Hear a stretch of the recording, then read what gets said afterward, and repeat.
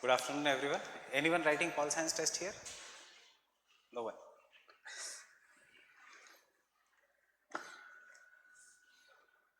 So, am I clearly audible? Yeah, there is echo in the voice.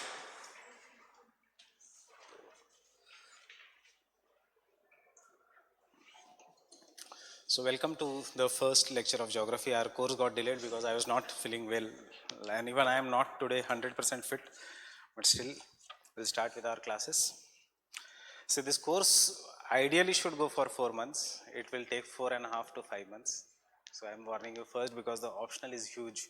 It is a very big chunk of the syllabus, and this year I will try to cover it by 4.5 months. So, I'll make you free by the end of the somewhere around September end or October end के आसपास I'll make you free. Then after that we'll be meeting for the GS crash course just for some 3-4 means around 7-8 days before your preliminary examination. That is a part of our geography foundation itself, where we completely revise all the subsections of the GS. It had started well this year, but again due to health I had to cancel it after taking history and some part of current affairs. But you can, there are some of the students who attended that, and we could cover modern Indian history in 3 days, etc. So the idea is why? Because you will be writing the answers of geography optional only if you clear preliminary examination. Otherwise, there is no chance of getting the benefit of optional. So, and looking at the past 2 years of our syllabus, prelims is becoming very dicey. I am more afraid of prelims than the main examination, because even this year, पता नहीं, the students who were least expected, उनके scores हैं 114, 115, जो rankers हैं उनके scores हैं around 95, 98, 102. So you don't know where the cutoff will go. That is why how the prelims have become dicey. I was talking to a person, score is good, but CSAT is 65. How much is required for CSAT? 66.5. So this thing should not happen in your preliminary examination. So we will work on that, but first we'll look at the geography optional here. How is the geography optional different from GS? Most of the part of the section A, paper 1 section A, is similar to your GS. We'll look at the syllabus in detail today after some time. And then section B is totally new. You must have not heard about the section B in your daily life. I'll just take simple example of how to study the section B and how the section B is interesting. Then when we come to the paper 1, there is no clear-cut demarcation between GS and geography, because some of the questions of geography optional are easier than GS ka questions which come in your geography, and some of the questions of geography GS are directly taken from the past year questions of geography optional. For example, last year's GS question, India's interest in the Arctic, it is 2012 ka repeat question. The importance of cryosphere in GS last to last year, it is an again 2013 ka repeat question. So there is no clear cut demarcation between geography in paper 2 and GS. Most of the areas are more or less similar. The only difference is here we have to go into detail. Now, what is the difference between a person who is studying GS and person who is studying optional? When you are studying GS, you should know 150 to 200 words of that related issue, and you should be able to write in points. When you study as a scholar, that is scholar matlab as an optional, because optional means around postgraduate level, not exactly postgraduate level, but a honors level. When you write any answer on the optional, the same 150 points wala funda will work, but with the name of scholars, and arguments. That is what is required. For example, when you say earthquake in geography GS, you will write about the plate tectonics, you will write about different things. In optional, you will start with any geophysical phenomena is an outcome of structure, process and time.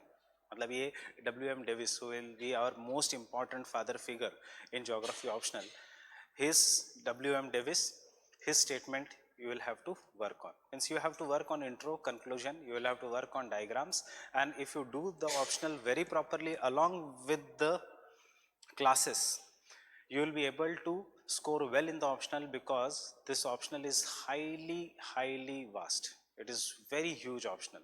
It is not easy. It is not small. So those who are having double minds ki nahi, I can easily read it in 2 months and cover, nahi, this is not for geography, this is not for pol science, this is not for PubAd, no, this is not for sociology. PubAd ke liye thoda bahut bhi ho sakta hai, but this is not for sociology.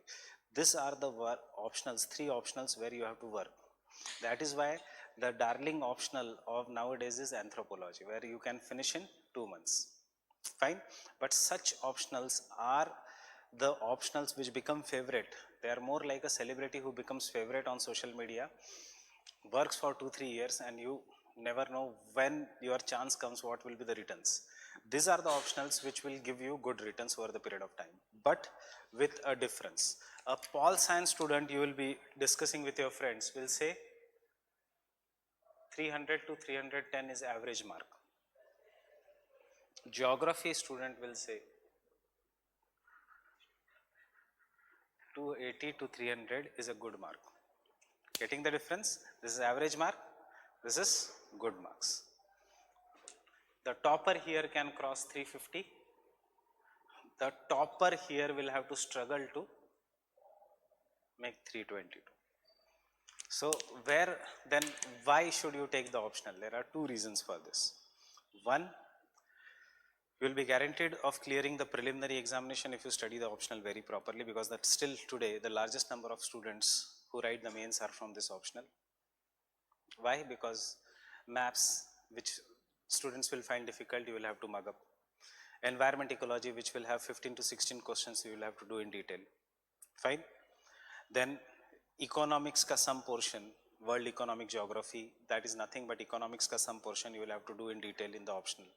Whatever the schemes that will come, right from agricultural schemes, right from green revolution, blue revolution, till Sagarmala, Bharatmala Pariyojana, all this are a part of geography optional. That is, it is highly related to current affairs. And why do students don't score marks?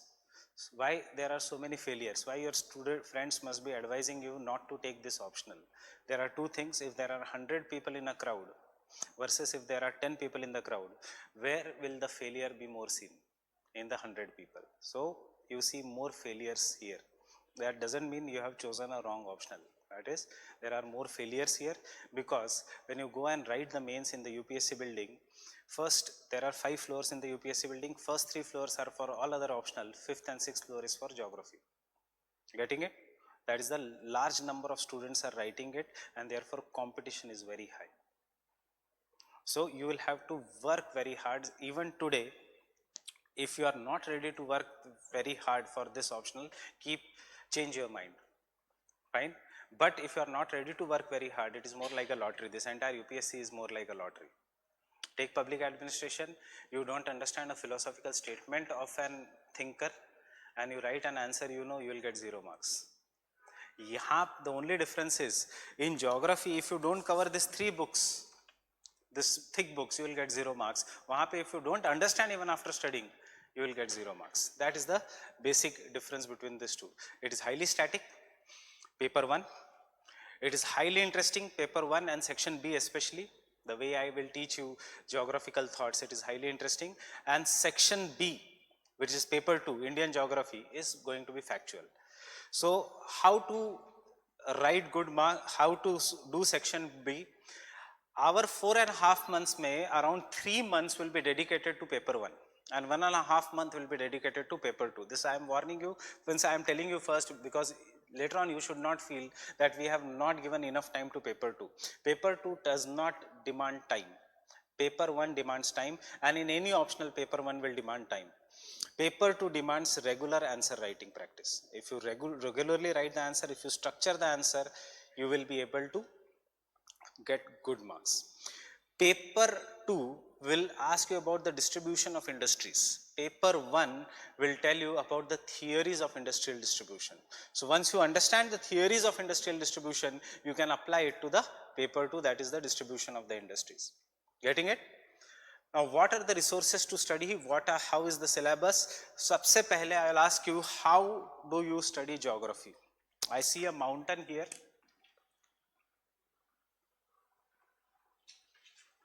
and you are going to study this mountain. How you are going to study this mountain? Not geomorphology. How you are going to study this mountain? Leeward side, windward side. What you'll see in geological time scale? कब बना हुआ है?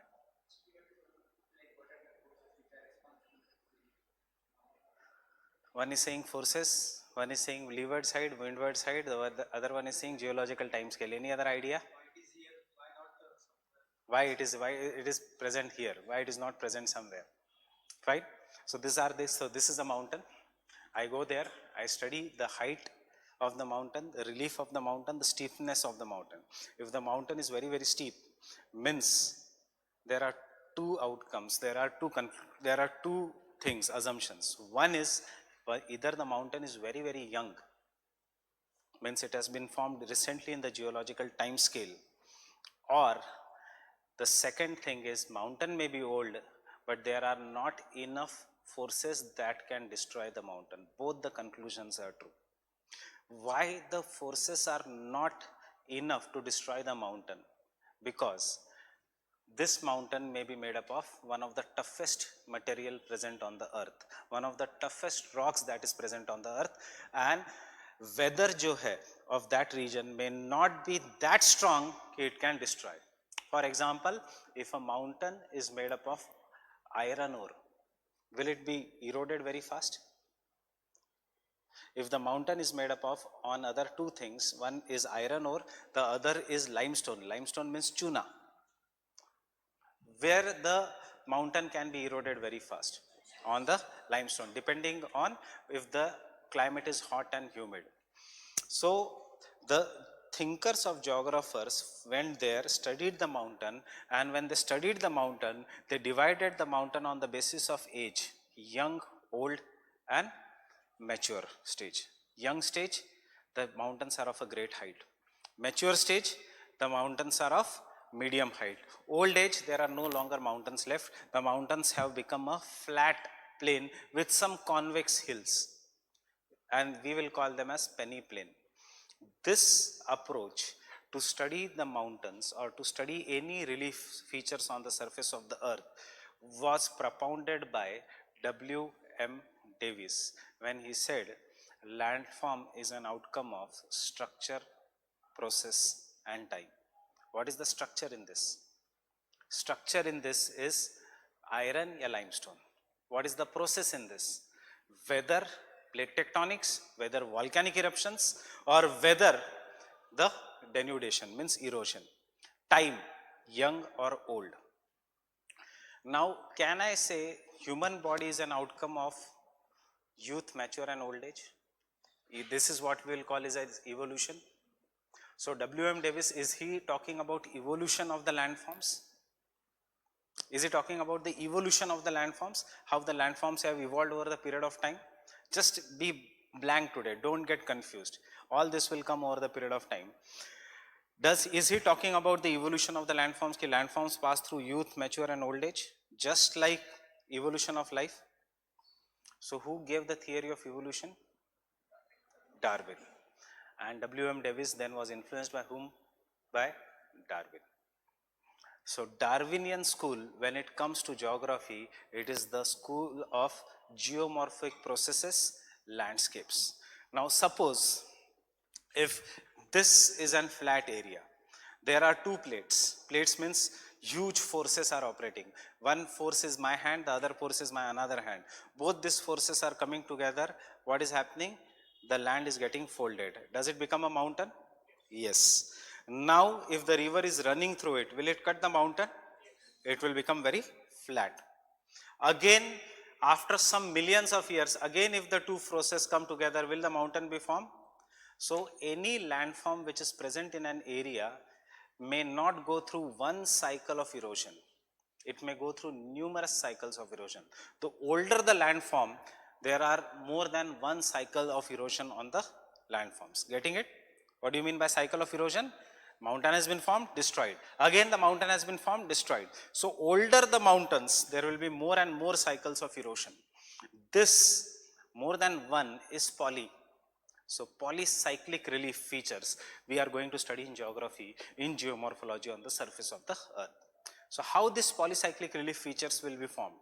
Not just about mountain, it can be about anything. It can be about mountain, it can be about plateau, it can be about plains. So whatever that is generally very old or which has been highly eroded becomes a flat plain. Fine. Who is going to erode the mountains? Rain, sunshine, wind. So these forces which act on the mountains are known as an or any landforms are known as an external forces. Or can I say this exogenetic forces are coming from the atmosphere? Fine. While anything that begins the mountain, brings the mountains, this forces which cause the movement of the plates. In my GS also I say we are now floating on the boat which is coming to the north. India was placed near the south pole, it is traveling to the north. Even in your daily life you know that the Himalayas are being formed due to upliftment.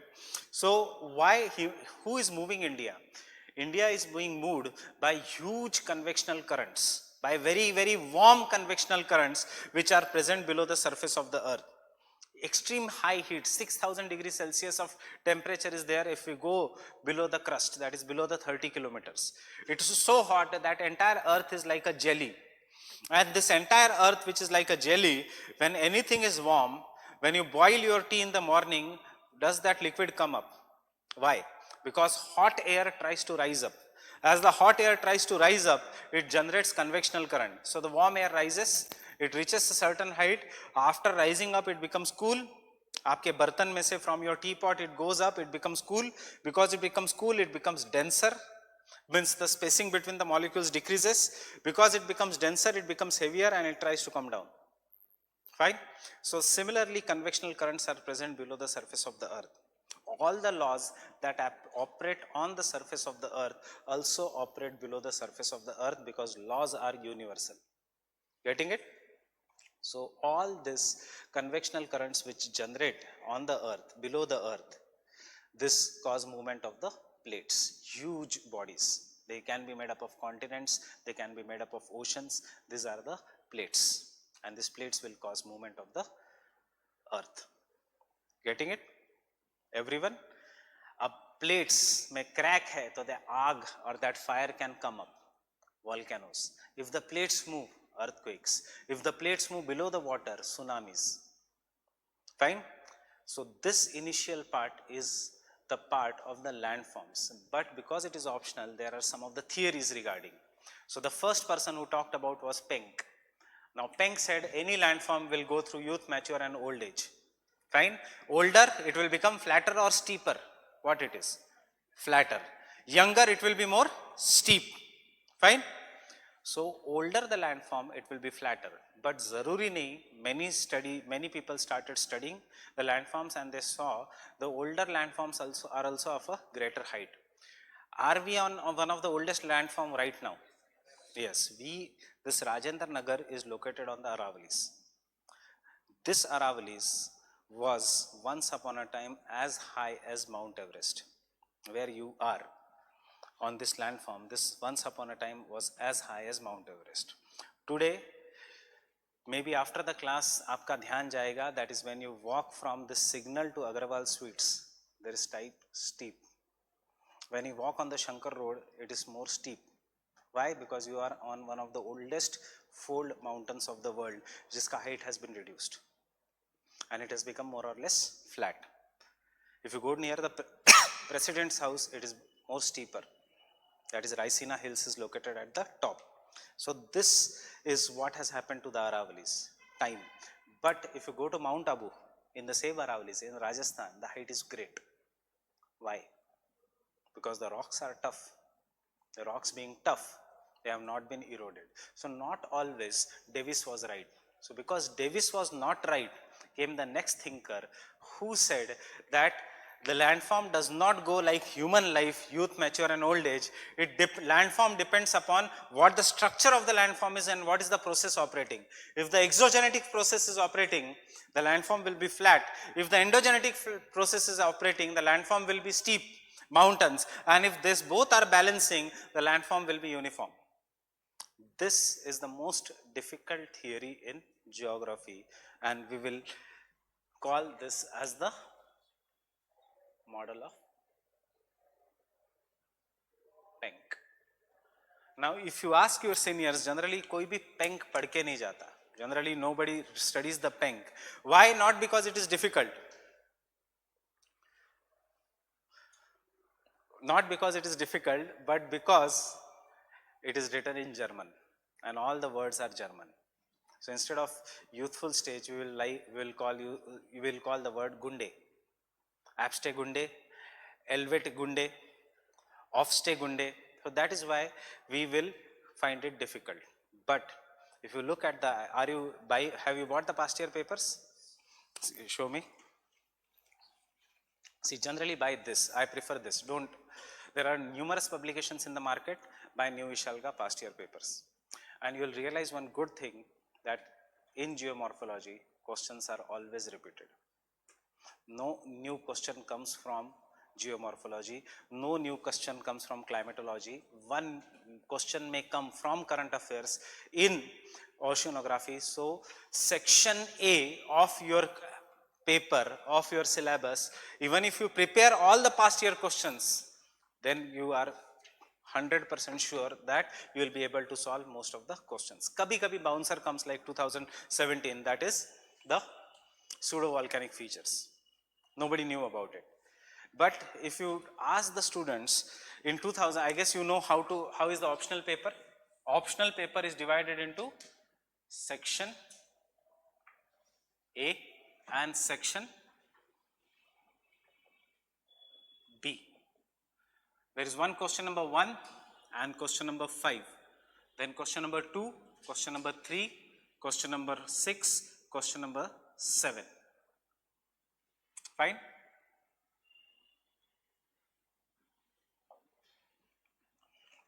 Question number 1 and 5 is always short note of 10 marks each.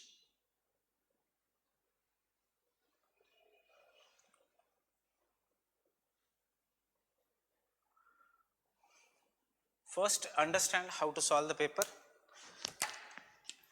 These are 5 short notes of 10 mark each, 1, 2, 3, 4, 5, and these are 5 short notes, and always it is written question number 1 and 5 are compulsory, and out of remaining how many questions? 6 questions. You have to choose any 3 with at least 1 from each section. Means once you write question number 1 and question number 5, you can choose 2 from here, 1 from here. You can choose 1 from here and 2 from here. Right? Depends upon whatever it is. But if you want to score good marks in geography optional, the best is to choose 2 from section A and 1 from section B. Why? Because you will find core geography here. Getting it? You will find core geography here. Core geography, landform, relief features. What you will find here? Question: examine the population distribution of the world. Examine what is the scope of renewable energy in the world. Examine the trade patterns of the world. In this you will find many questions. When you see the question paper for the first time as a new student without seeing the optional, you look at the section B and decide, "Arey wah, what an easy paper this is. What is the hunger and malnutrition problem in the world?" This will be the question. Examine the role of poverty or poverty in the world. What is social capital? Social capital, which came in this year's prelims. The same thing, it is given in your syllabus. What do you mean by social capital? So all this looks very easy. But when you write, you will realize one thing: you cannot distinguish between optional cancer and GS cancer.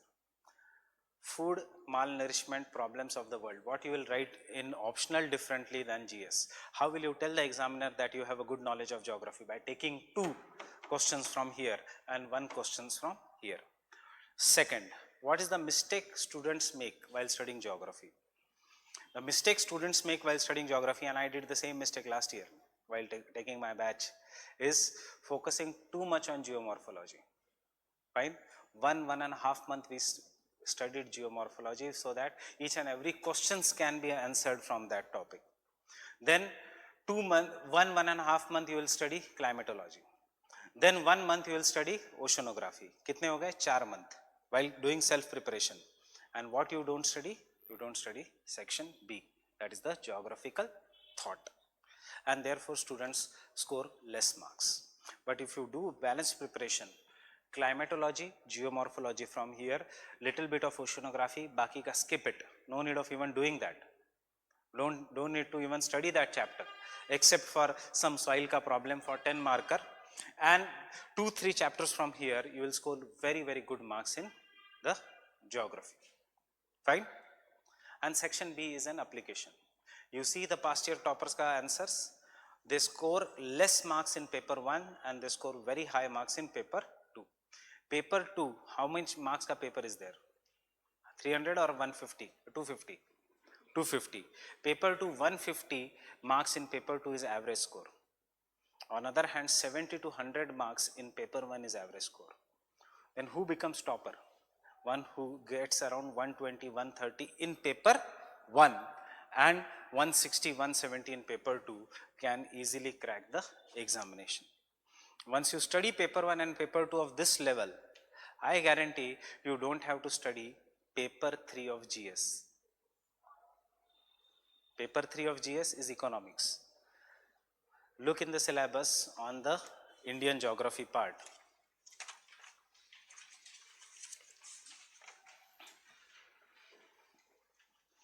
Chapter number 3, agriculture, paper 3, GS 3, all is as it is.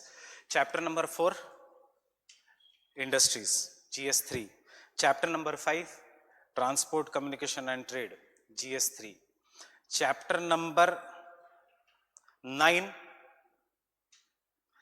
Indian federalism, states reorganization, emergence of new states, polity, regional consciousness, interstate issues, some part of social issues, international boundary of India, related issues, cross-border terrorism, India's role in world affairs, internal security. So this is the overlap of GS in mains. Getting it? And chapter 10 of your syllabus is nothing but what entire all these 9 chapters are saying. We don't study chapter 10 separately, it is all covered in the 9 chapters itself. So to score, no matter what you are doing GS, you are doing pol science, you are doing sociology, you are doing geography, any good student should first know what his syllabus is.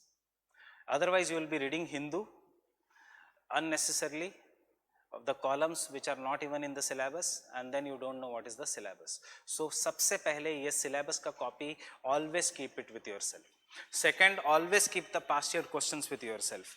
Third is, whenever we finish a topic, look at all the past year questions that have come and try to restructure, make the answers for that and get it checked from me. What are the diagrams to be included? What are the definitions to be included? What the introduction should be? What the conclusion should be? Have a file of some 200-300 pages of your model answers ready, so that in the next June you should just revise the file and be prepared for writing the answer. Next June you should not touch the notes. Next June you should not touch big books. Fine? If you touch big books, you are behind the race. Because who will be competing with you? Out of 900 students who are writing, who are going to get selected, 500 will be already selected students. Fine? So your competition really lies between the rest of 500. This year's topper was IRS earlier. Fine? Last year's topper was IPS earlier. So this is how the, you can say, the competition is. So when you have taken this examination as a career,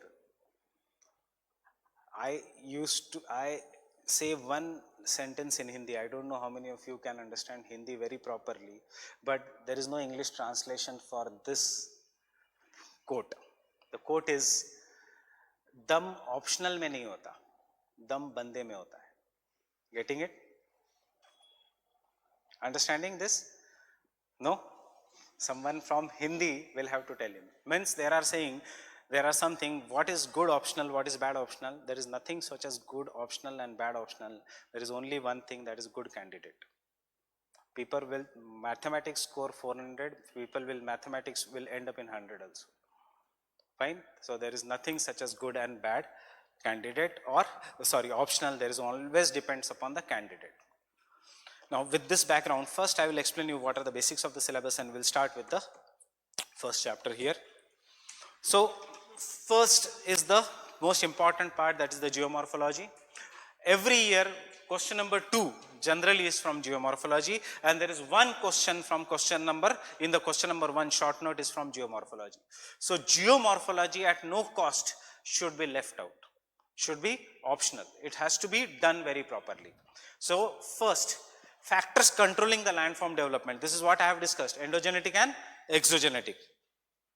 Origin and evolution of the earth's crust, how the earth's crust has evolved over the period of time, that is what he said, geological time scale. Fine. Then fundamentals of geomagnetism. Now this is a bit difficult topic. You must have read the current affairs ka portion, that the earth's magnetic field is shifting. So why the earth has magnetic field? You will understand this in the fundamentals of geomagnetism, how the earth behaves like a magnet. Fine.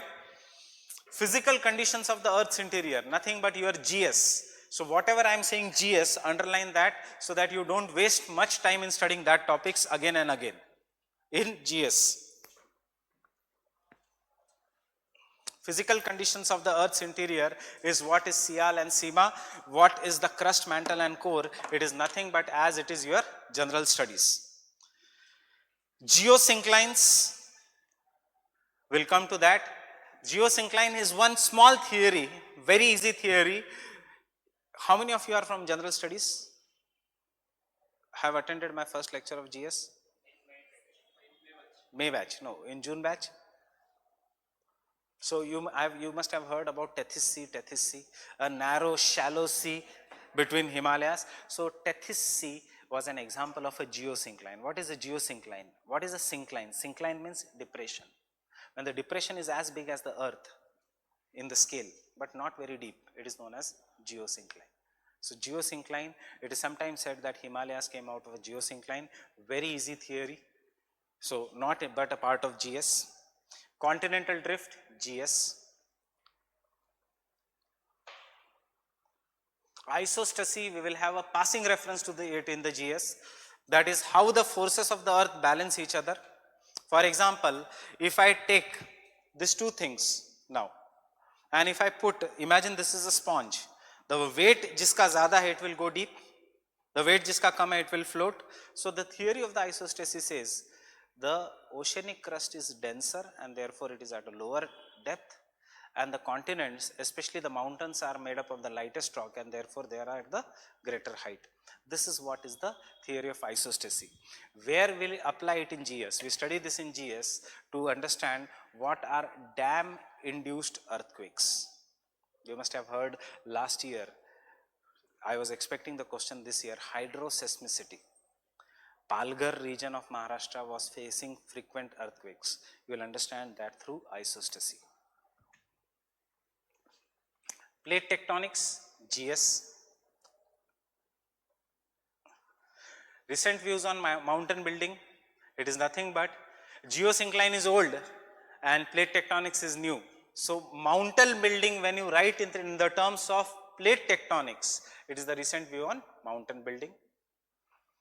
Volcanicity, earthquake, tsunamis, GS. And then comes the most tough part of optional. Once we do this and some of the subtopics, your optional is ready. That is the concepts of geomorphic cycles, W.M. Davis, Penck, L.C. King, landscape development and denudation chronology. What do you mean by chronology? Order. Chronology is time scale, order. What do you mean by denudation? Destruction. So does the denudation chronology, youth, mature and old age, is it not a denudation chronology? So that is nothing but the concepts of Davis and Penck. This is the foundation, this is the basement of your geography. If your Davis and Penk is strong, your question number 2 is ready. If your question number 2 is ready, you are 280 plus in optional. If your question number 2 is not ready, Savindra Singh is not going to help, neither any of the books are going to help, because whatever the 3 books I am carrying today, one is Savindra Singh, Physical Geography, one is P. Dayal, Geomorphology, one is Thornbury, Geomorphology. Where you will have to read these 3 books.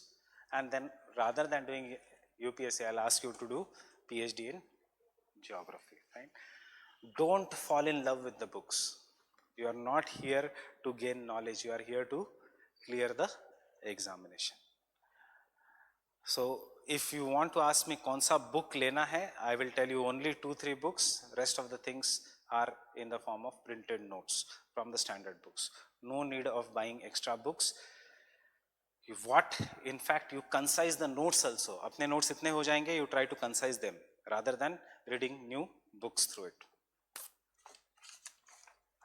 And then application of geomorphic cycles in the terms of channel morphology. How the river channel looks like. Difficult.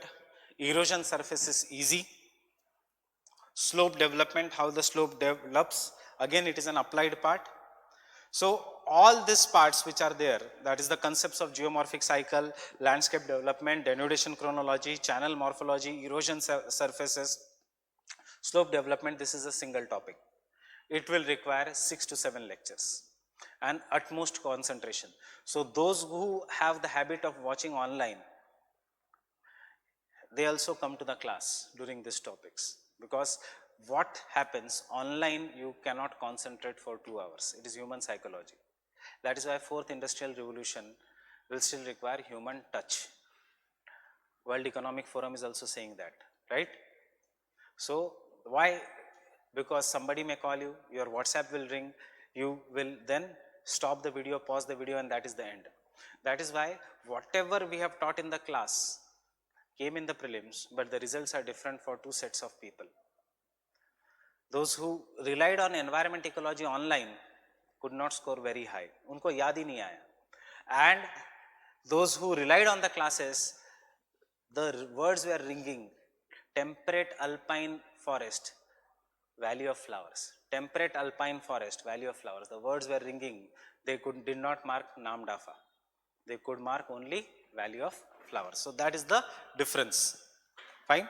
And then we come to easy part, jahan se never a question comes, that is the applied geomorphology, geohydrology, economic geology, and environment. Applied geomorphology, to understand the rocks, we study the rocks to understand what kind of minerals are there. We study the rocks to understand whether the rocks will be having coal or iron ore or petroleum. Fine. That is economic geology. We study the rocks to understand how is the spaces between the particles in the rocks. For example, if the spaces between the particles is big versus if the spaces between the particles is small, water can easily pass through. Yahan pe water will be less. That is geohydrology. And uska impact on the environment. But obviously, the only scope here will be short notes. Right? We then come to the easiest portion, where I generally, from this year I have started my GS batch with climatology, because the same thing used to happen in GS. Geomorphology is so interesting, but it is so vast that I used to take around 20 lectures to finish geomorphology in GS also. So we have first started with climatology, which is more relevant from the exam point of view, the climate.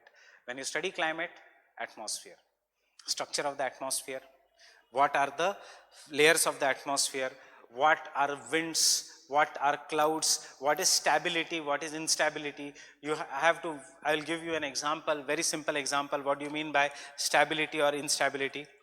Those who don't have studied GS also, do you know a simple fact that when the air goes up, temperature decreases at the rate of 6.5 degrees Celsius for every kilometer. Air cools.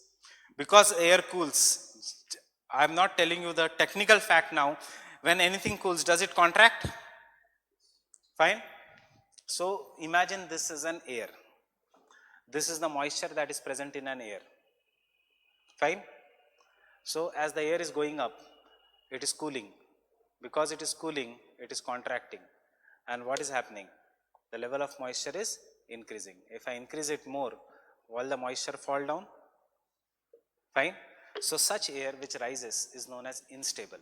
Instable air is responsible for precipitation. When the air is having 100% moisture in it, I am just making you familiar with the keywords. Fine. Don't worry about the complexity of the words. When the air is having 100% moisture, is the air having 100% moisture now? No.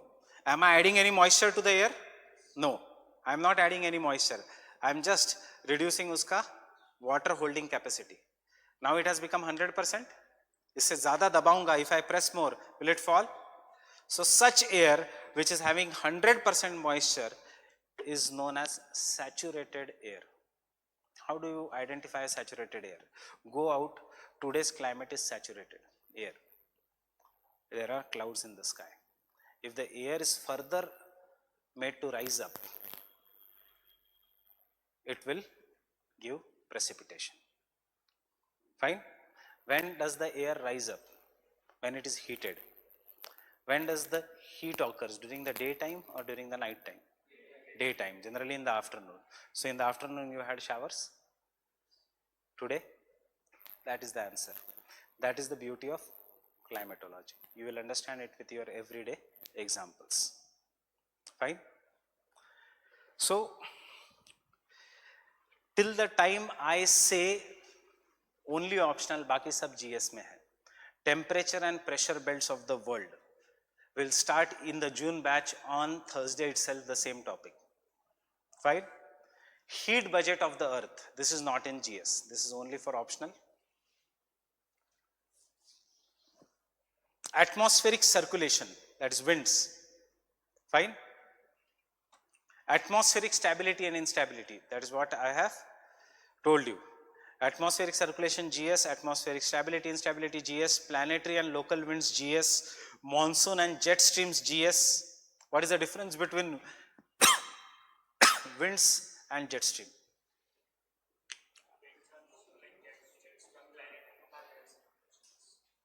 What is a wind? What do you call it something as a wind? When air moves horizontally or when the air moves vertically? When the air moves horizontally, it is a wind. So wind is on the surface or some 8 kilometers, 9 kilometers on the top of that, on the surface. So when something moves horizontally on the surface, it is wind. If the air moves vertically at the height of 8 to 10 kilometers, it is known as jet streams. Why the word jet stream? Because they were discovered by jets. Because they were discovered by jets. It is very simple. During the World War II,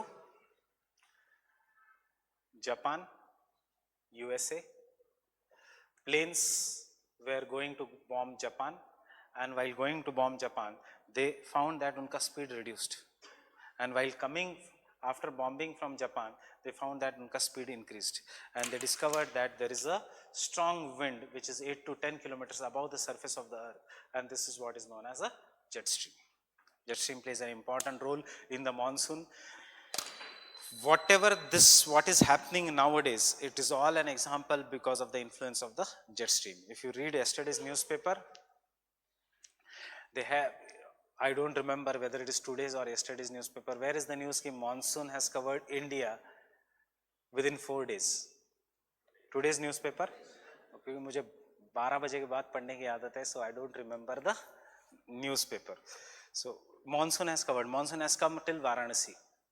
But after coming till Varanasi, the newspaper is saying, but this is not hope, because Delhi may not get rainfall for another 20 days from monsoon. Why? Because if you read that news article, it is saying that low pressure system in the Bay of Bengal has weakened, and this low pressure system is nothing but jet stream. You getting it? So this topic, monsoon and jet streams, every year you will find one question from monsoon and jet stream. And can you realize monsoon and jet stream is related to the climate of India? Generally every optional, paper 1 is world and paper 2 is India, but monsoon is given in paper 1. Fine. Then air masses and frontogenesis. We'll understand it again over the period of time. Huge body of air is known as an air mass, and fronts are when two different air masses will collide. Over the period of time, you will understand this. Temperate and tropical cyclones, weather and climate. Yahan pe it is everything is common with GS. Fine. So UPSC is giving you very, very easy topics, and then comes Davis and Peng ke bhi father in the terms of complexity, where you will realize this is the first time you think कि क्यों मैंने geography optional लिया. You may not have that in Davis and Peng, but once you study Köppen, Thornwright and Trevartha, you will realize कि geography optional क्यों लिया. And that is the only top time you will realize, because it is not geography. You will have to sit with calculators. Actually, examination maybe don't sit with calculators, but you will see so much complex things are there here.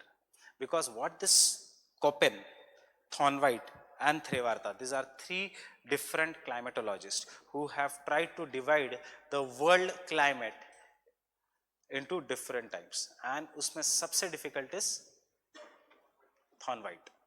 Why? Because he has 126 different types of climate. That is, he has divided the world climate into 126 subtypes. So, question comes, write a short note on Thornwright's climatic classification. Are you expected to write 126? Impossible. You will not be able to realize. So, this is where trick comes. If question number 2, geomorphology, and question number 3 is having one, there are sub questions, and if one question is on Trevartha and Köppen, you should grab it, write it. But if one sub question is on Thornwright for 20 marks, skip it. Uthao yahan se do. This is how you have to judge in the paper. Getting it? If question number 2 you have to attempt at any cost, that is geomorphology, very easy. Question number 3, if it is Thornwright, and generally UPSC has not asked Thornwright, UPSC will ask you a comparison between Thornwright and Köppen. UPSC also knows what is difficult, right? Hydrological cycle we study in environment and ecology, not in GS also. And global climate change, role and response of a man in the climatic changes, applied climatology and urban climate. This I have discussed even in the June batch of the GS, climate change. The same topics, but only thing bit with theory. Fine. Global climate change. What do you mean by climate change? Anyone, what do you mean by climate change?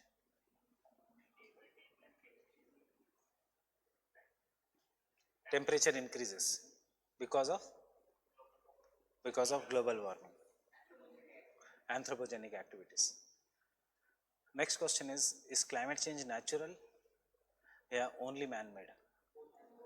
Both. So here you will have to study previous climate changes which were natural, compare it with role and response of a man, that is anthropogenic climate change. Fine. So this topic, global climate change, is not your GS ka simple topic, because wahan pe we don't deal with the natural climatic changes. We deal with only the artificial climate, that is man-made climatic changes, but that is we will deal with only the role and the response of the man. But here we will have to do with the Wilkinson cycle, will have to do with the natural climatic changes also due to volcanic eruptions, due to Pleistocene ice age glaciation, etc. Applied climatology. What is applied climatology? You must have heard about green buildings. What are green buildings? That will release less carbon dioxide, that will absorb more, that will be less heated. So the application of climatology to your daily life, that is what is known as an applied climatology. One aspect of the applied climatology was in your GS this year in prelims, that is stratospheric sulfur injection. That is all is the applied climatology. Getting it? Urban climate, urban heat island.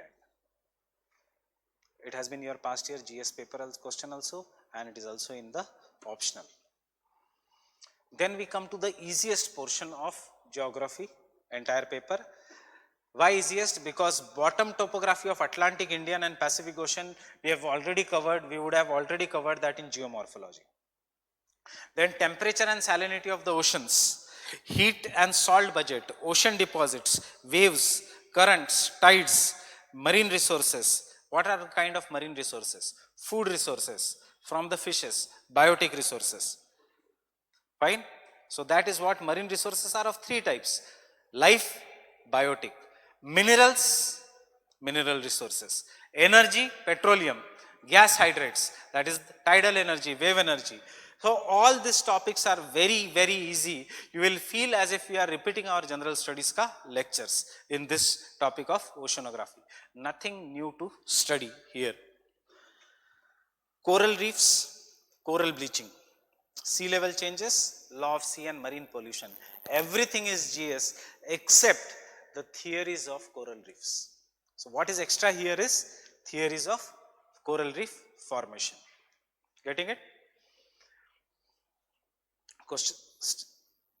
Then next chapter 4 and 5 are your environment and ecology in prelims. So if you do this environment and ecology for prelims very properly, you will be able to solve this. Genesis of soil, how does the soil originates? Classification and distribution of the soils, only optional. This is very complex, because what happens is, because this is in the paper 1, you are not going to study classification and distribution of the soils of India only. You are going to study it of the entire world. And when you study the entire world, complexity increases. Soil profile, A layer, O layer, B layer. Soil erosion, open-ended topic. Degradation, conservation. Fine. Factors influencing world distribution of plants and animals. What will be the factors that influence the world distribution of plants and animals? One of the factor is climate. Other factor is soil. Mount Everest pe do we find life? No. Where means big plants? No. Why? Climate is very harsh. Can we do agriculture on Mount Everest? No. Why? Because the climate is harsh. We don't have any soil. So this are again an open-ended topic. That is the factors which influence the distribution of. Same thing will apply to the animal and plant. Now take an example. Why zebra is found in Africa? Why zebra is naturally found in Africa? Do we find zebra in India? Tall grasses are there in Africa. So what happens in the tall grasses? You are right, you are going in the same direction, but see, African climate is it hot or cold climate? It is generally hot climate. And in the hot climate, two things are necessary for plants or for life: heat and humidity. African climate is hot, but it is does not get heavy rainfall. So whatever the rainfall that falls, it is not sufficient for trees to grow in that region. So trees do not grow in some regions of the world. But that rainfall is more than enough for grasses to grow. So the grasses will grow very tall, 12 feet, 6 feet, 12 feet. This will be the height of the grasses. But African summers are very, very hot. And therefore the grasses in the lack of water may die in the African summers. So what the grasses do, or what the plants do to survive hot climate? They will stop the loss of water. How do they stop the loss of water? If this is the leaf, they will roll the leaf and make it into thorns, cactus. Fine. They will conserve excess moisture in the form of milk. Break aloe vera, break any of the cactus, you will find milk coming. What is that? That is because they have to survive the hot summer season. So wahan ka grasses are going to be wiry, having thorns, having coarse structure. What is the difference between goat and cattle? Cattle can survive only on the soft grasses. Goat, antelope and deers can survive on the coarse grasses. Fine. So goat farming is the new business in India, not in geography optional. It is a GS ka topic, animal rearing, economics of animal rearing, GS3. This region of India is drought prone. Maharashtra, Telangana, Rayalaseema, Karnataka, it is and now even Tamil Nadu. Tamil Nadu ka drought is more like a man-made drought. Fine. So this is a drought prone. In the drought prone regions, agriculture is in crisis. There is no irrigation. So most of the farmers are doing suicide in that region. Government has tried many times. What initially they tried? Initially they took all the buffaloes from Haryana, the best quality buffaloes are in Haryana, in the northwestern part of the country, and exported them there so that farmers can sell the milk and get extra income. So they are not just dependent upon the climate. But buffaloes died. Why? Grasses are not there. There are thorns. The climate is very hot. So this strategy failed. Somehow Amul or white revolution was successful in some parts of the country, but it was not successful in the other parts of the country. Now you cannot ask the farmers ki no, don't stop to doing farming, because no industry is going to go there. Pani nahi hai, to what they will do for the industries? You should know what is happening now in Tamil Nadu. IT companies are asking people to work from home because there is no water in the buildings. It is facing one of the worst droughts. So what is the best income source? The best income source of this people today is animal that can survive even on thorns, and that is the goat. So India goat farming has increased. A problem is happening. Economics says goat farming, promote it. Religion says don't eat mutton. So the problem is happening there. But farmers are taking up large scale goat farming practices because goat requires less amount of water. Why? Goat farming is successful here because the best market, Hyderabad, is nearby. Fine, for kebabs and all these things. Getting it? So you have to use these daily life examples from the current affairs even in your answers. Getting it? So same, I'm coming to Africa. So Africa there will be more dominance of the animals which are deer and antelopes. Because there is more dominance of the animals which can eat thorns, variety come here. Numbers are greater, variety is less. So the variety of which animals is more there, the variety of the animals which are known as carnivorous is more in that region. Fine? In the Africa, carnivorous animals will dominate. And what are these carnivorous animals? Right from lion to wolf, cheetah, all are these carnivorous animals which will be eating the herbivorous. So why they are concentrated? Now if you want to survive in the Africa, you should know to fight or to run or to hide. So deer, antelope know how to run. Elephant, one-horned rhino, two-horned rhinos know how to fight. Zebra know how to hide. Giraffe cannot eat grass, so he has to eat tall leaves. So over the period of time, a normal horse-like animal, evolution, it has to always climb up, uska gardan hi upar ho gaya, only neck has gone up. So this is the factors that affect the distribution of plants and animals. And out of all these examples, UPSC will ask you only this example which I have told you. It does not ask any other example, it asks the distribution of animals in the Ethiopian realm. Ethiopian realm means only Africa. Questions are very selected. They will not ask the distribution of animals in the polar realm. They will not ask the distribution of the animals in the tropical rainforest region. Even if they ask, answer is very easy, but they will not ask because you don't have content. Kya likhoge? In the tropical evergreen forest like Kerala, where there is heavy rainfall, forests are very dense. Forests are very dense, therefore only monkeys can survive. Your answer will end there. Fine. So you have to focus only on this part and mark this part as important.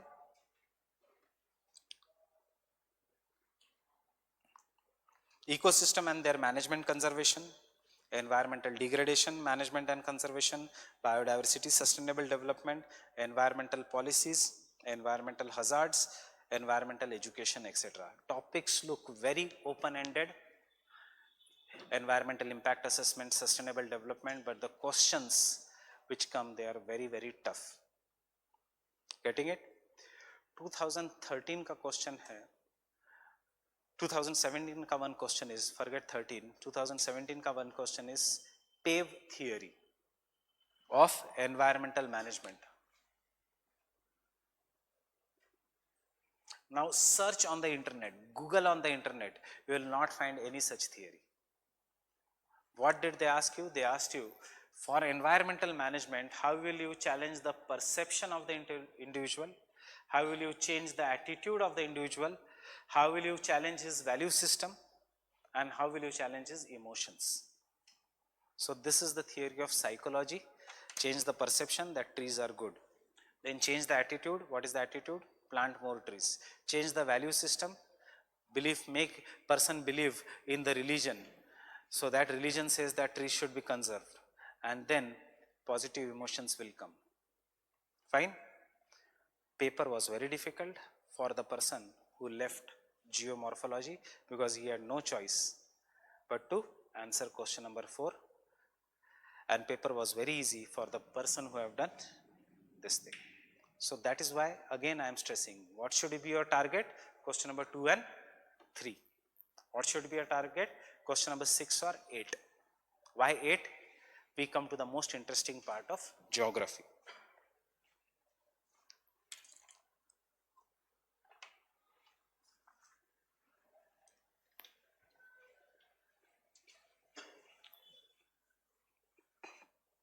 Now the question why I am discussing the syllabus, because right from the first chapter we'll write the concepts of the 5th chapter, though we'll study the 5th chapter later on. But till the time your notes don't have the concepts of the 5th chapter, you are not going to score marks. Fine?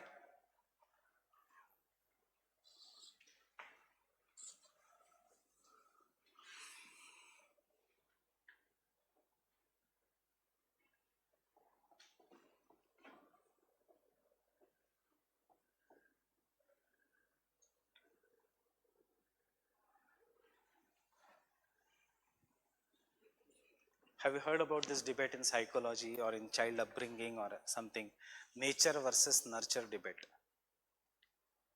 What is nature debate? A person is born with some genetic inherent qualities. So if he is born to a very intelligent parents, the child will be intelligent. Why? Everything is determined by the nature. If he is born to criminal parents, he will have criminal blood. If he is born to some average parents, he will be average. This is what is the nature debate. What is the nurture debate? They say nothing. Nature does not play an important role.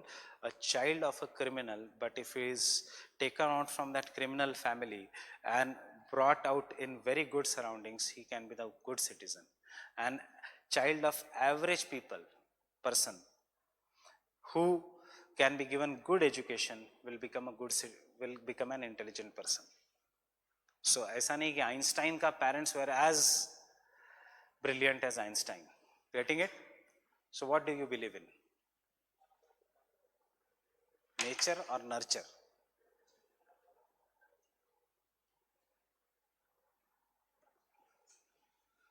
What do you believe in?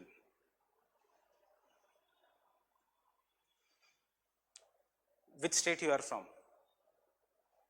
Yes. Bihar. You? Haryana. How we can distinguish you? Tamil Nadu. Andhra. Tamil Nadu. Andhra. You? Uttar Pradesh. Karnataka. Is there any person who is having blue eyes, very tall nose in our classroom, which is having golden hair, just like any European? Why? Because we are born in certain kind of an climatic conditions, and therefore our appearance may change a little bit, but we will be having brown skin. There will be variation. We'll be having a specific height. We'll be having a specific mindset. Getting it? So what determines your this thing? Is it the nature which is determining? Is human being stronger than the nature, or is the nature stronger than the human beings? Nature is stronger than the human beings. If you are saying everything is determined by the nature, you follow a school of geography which is known as determinism. Everything is determined by the nature. What job you do is determined by the nature. What is your attitude is determined by the nature. What will be your occupation is determined by the nature. What will be your outlook towards life, it will be determined by the nature. It is the most interesting part, but the most neglected part of geography, because the way here, the way here becomes totally different from geography. All the chapters of geography are technical in nature except for this chapter. So there were thinkers who said, people of the subcontinent of geography, geography ka thinkers, it is not my view. There were the people who said that the thinkers who said that the people of the subcontinent means our region, SARC countries wala region, to the south of them, are timid, short-sighted, dishonest, disloyal, not loyal, and are meant to be ruled by the foreign forces because they cannot fight. They can be controlled by anyone, and this was used by Europeans to come and attack the Asia, Southeast Asia. Why? Because they are having monotonous climate.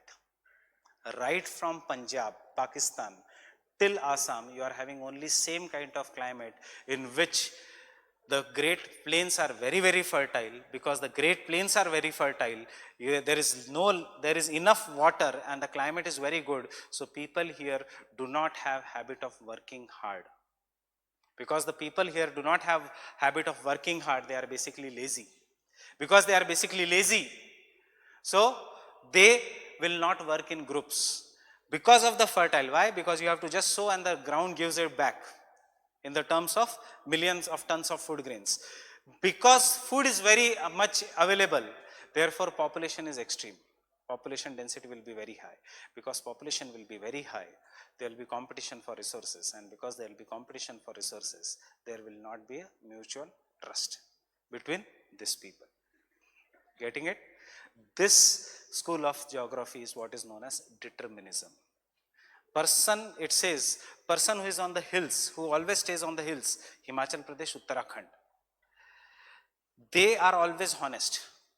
Anywhere in the world where the person who stays in the mountains are very honest. Why? Because if they are not honest with themselves, one step and they are down, dead in the valley. So honesty comes inside them because they have to be honest in their everyday life. And this everyday life, honesty comes in their character, and then it comes in the over the period of time. This school of geography says the person who is living on the coast, because he interacts with numerous people, trade occurs through coast, will always be open-minded. So Kerala ka Hindus don't mind eating beef. Uttar Pradesh ka Hindus may mind eating beef. Getting it? Why? Because there is always a confluence of culture. He will always be long-sighted. Why? Because he will always look at the sea, and sea mein end nahi dikhta, so uske thinking ko end nahi hai. This all school of geography is what is known as determinism. And this determinism ka school came from Charles Darwin. Charles Darwin ka follower,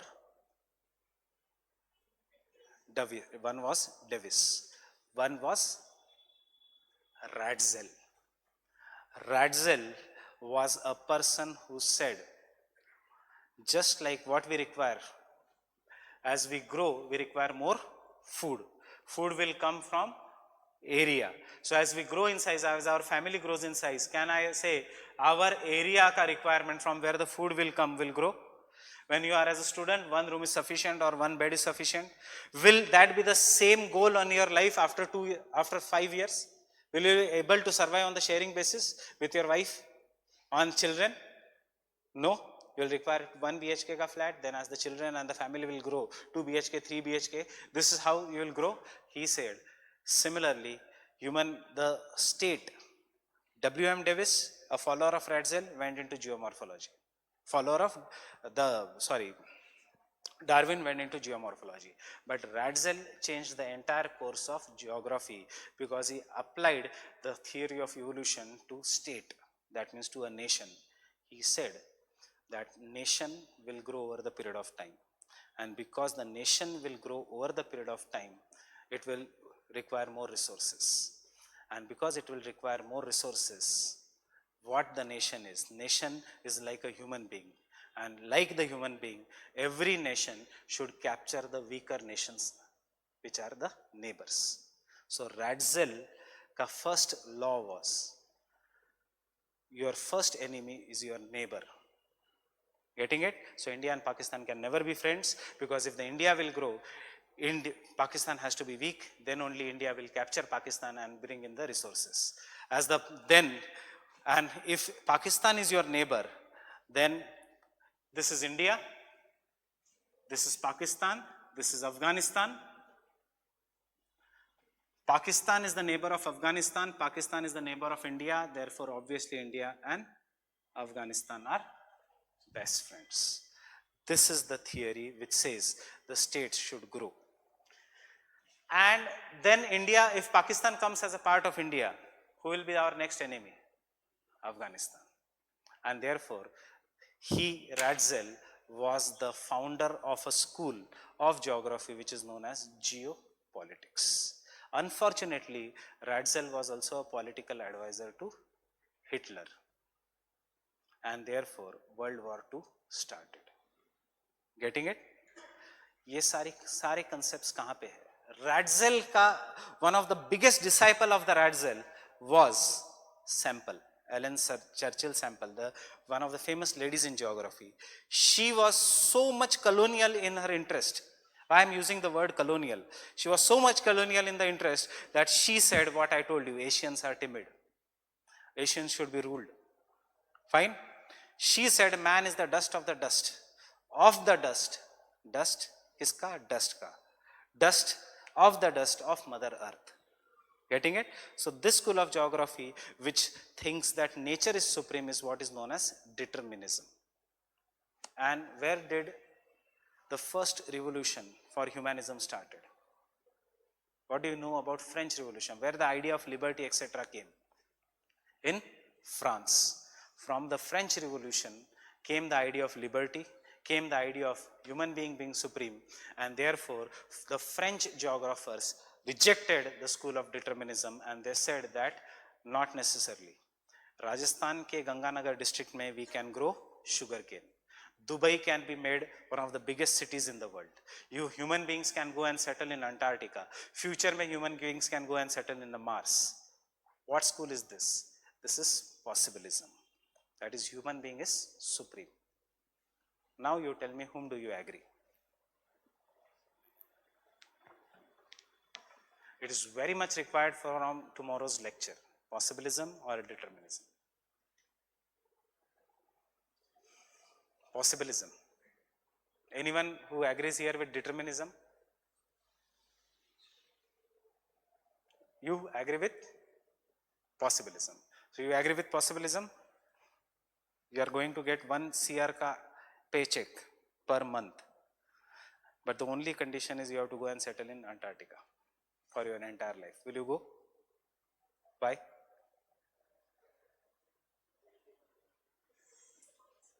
Because of harsh climate. Second choice is you have to go and stay on the Mount Everest. Possible? No. Why? Harsh climate. So the school which works today is neo-determinism. Neither possibilism, neither determinism, that is the neo-determinism. And what does this school says? This school says that nature behaves like a traffic light signal. जब तक green light दिया है nature ने, you can do a development at any scale. But as soon as the nature shows you red light, you have to stop. Otherwise, nature will come back and affect you. Where are you going to use this? Climate change. This is how your answer should be. Link one chapter to another. You can do any scale of development, but once the nature gives you stop, then you say you have to slow down. And the neo-determinism inspired one of the biggest movement, that is what is known as the concept of sustainable development. Fine? So these are the three things which we study in chapter 5. If you want to score high marks again in geography, this 4 chapters should be your strong point: geomorphology, climatology, chapter 5, that is the perspectives in human geography, and the 4th chapter I will tell. Fine. So the schools of determinism and possibilism, this was one thing.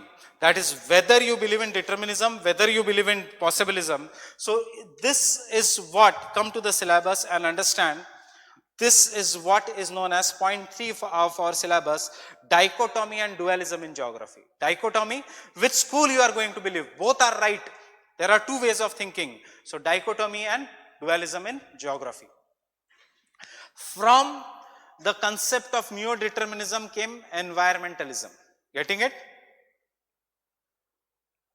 The second thing which was going to study, which was the dichotomy in geography, was when you are going to study the geography, if this is the world and if this is India, how you are going to study the geography? You are going to study mountains of world. If you are going to study mountains, these are the young fold mountains, these are the young fold mountains. Then you study climates of the world, then you study the economic geography of the world, or you take India. And when you take India, you study everything about India: mountains, economic geography, climate. And then when you study India and you find it has a type of climate, find which of the other places in the world has a type of climate, and then you try to complete. So that is the first point of our syllabus, that is the areal differentiation. Differentiate between the areas. Fine. Now, if you are going to study the climate of India, if you are going to study the climate of the world, monsoon ek factor. What are the factors that determine the monsoon? I'll quickly tell you. The latitude and locational extent of India, whether the India is surrounded by the sea, Himalayas, role of Himalayas, the moisture in India, El Nino, La Nina, numerous such phenomena, heating and cooling of the Pacific Ocean, heating and cooling of the Indian Ocean on daily basis. So all these parameters, does it, when you study geography on such a large scale, that is, ये अगर समझ में आ गया तो नीचे के chapter सिर्फ एक, they are just an example of an, you can say they are just a formality. You don't, never the questions come from these chapters. It is the perspectives in human geography and the 4th chapter, models and theories in the human geography, which are more important. So when you study all these parameters, does it generate huge amount of data? When it generates huge amount of data, how to use that data? For that, do you require computers? When you are generating huge amount of data, when you are predicting whether the Indian monsoon is going to come to Delhi on 15th or 16th, you will require huge amount of data, you will require computer modeling, and you will require the help of computers. So dichotomy and dualism in geography suddenly shifted when the school of area differentiation and with the coming up of computers. With the coming up of computers, there was large scale data, and this chapter is common in all syllabus. Whether you do public administration, ये है, सिर्फ chapter का नाम अलग है. Whether you do psychology, this chapter is there. Whether you do sociology, this chapter is there. Getting it? So have a very fundamental understanding. One way, determinism or possibilism. The other way, forget about determinism and possibilism. Study the, this is what, when you study the world, this is what is the systematic geography. When you study only a certain place, this is what is the regional geography. Whether you study regional geography, whether you study systematic geography, what you try to do, you try to generalize the data. And when you try to generalize the data, you feed in the computers, and when you feed in the computers, you can predict the outcome. It may be right, it may not be right. Example, you will predict the, you will take the data of entire people who come out of the election booth, feed it in the computers, and come with the, which poll? Exit poll. All this was possible whether in geography, whether in economics, with the coming up of the computers, and this is what is known in social sciences as quantitative revolution. Fine? So quantitative revolution is our next topic. What is quantitative revolution? Quantitative revolution is models and theory building in geography. That is, if this many people have behaved in certain pattern, then this is the outcome. If this many people have behaved in certain pattern, then XYZ is the outcome. means quantitative revolution. For example, if I say, if you all become robots and if I feed all the books in you and tell you with the help of software ki this is how the introduction should be, this is how the conclusion should be, this is how the placement of the diagram should be, you all will become toppers, right? So quantitative revolution comes from the philosophy of positivism in geography, and positivism says no to romanticism. What is romanticism? Thinking, analyzing, ऐसे होना चाहिए था, वैसे होना चाहिए था, ऐसे करना चाहिए था. It says नहीं, जो दिखता है that is the reality. जो नहीं, what you cannot measure, quantify, that is not the reality. Fine. So this is what is. So ये, where is the quantitative revolution in geography? Tell me daily life examples. Why blue line runs only from this? Why didn't government of India take blue line metro from Hanuman Ji ka mandir to the Mandir Marg, and then ऐसे घूम के ऐसे, why it chose only a certain places? Footfall. Had they taken any other route of metro, that metro would not have been profitable. That is the quantitative revolution in urban planning. Exit poll is an example of quantitative revolution in political geography. Getting it?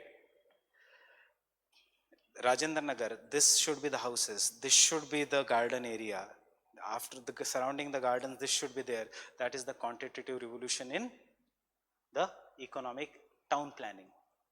So all what is happening is the region of quantitative revolution. One of the best example is New Delhi. Why I take the example of New Delhi? Because Bombay becomes a slightly older city, not the Delhi. This area is what is known as Connaught Place, jahan pe all the offices are located, where each and every people will be going in the morning for the office and coming back. So when they are going and coming back, roads should radiate in all the directions from the Connaught Place region. Why people do not stay in the Connaught Place? Because they cannot afford to live there. Fine? Roads should radiate in all the directions from the Connaught Place. This becomes the CBD of Delhi, Central Business District. What is the characteristics of Central Business District?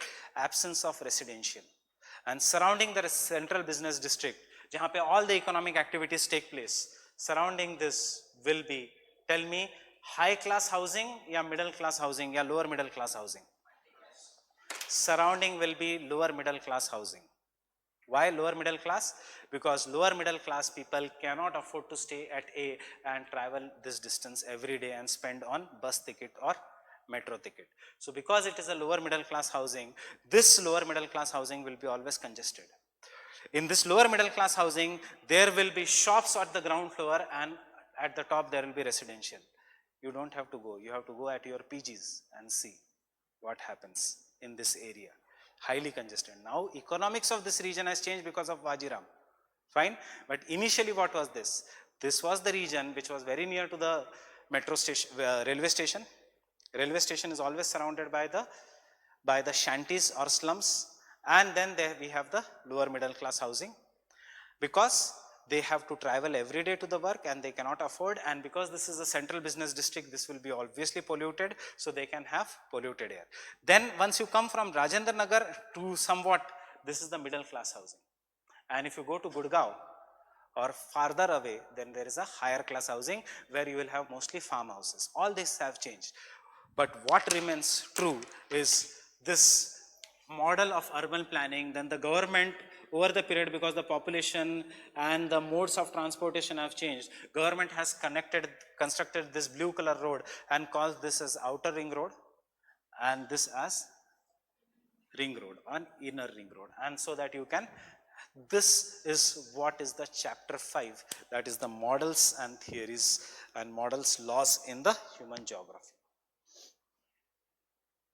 Systems analysis, because you behave like a computer, input agar ye hai, so this will be the output.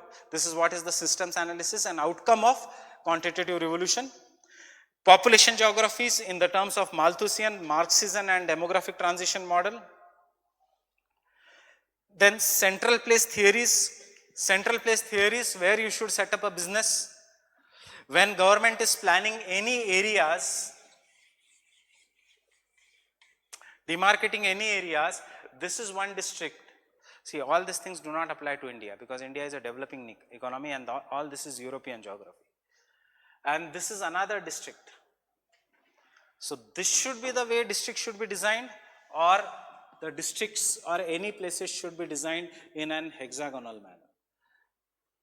And यहाँ पे एक office होना चाहिए. If you design in this manner any business, any district, and if this is the central place, what happens? Person from this region will come here, person from this region will come here, person from this region will, means this can be mall, this can be collector office, this can be a court, anything it can be. But person who is coming in the intersected region will have a choice of coming here or will have a choice of going here. And if this is a business, you are in the loss because you are not taking the optimum population. So you'll always plan anything in an hexagonal manner. Getting it? So this are what is the central place theory of Christoller. Then we come to very interesting models, Perroux and Baudeville model.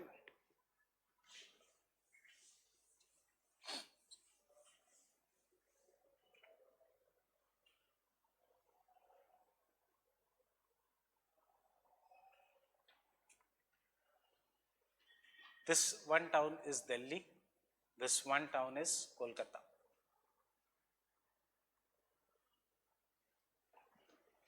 Can you tell me any other city which is competing Kolkata in this region? Any other city which is as big as Kolkata and is giving competition to Kolkata? A person from Bihar. Where are your Eastern Bihar, Western Bihar? Eastern Bihar. Which is your magnet city? Magnet city मतलब कहाँ पे most of the people will be looking for work? Major metro में. Forget Patna. Patna, is it big as big as Kolkata? No. So why Patna is not as big as Kolkata?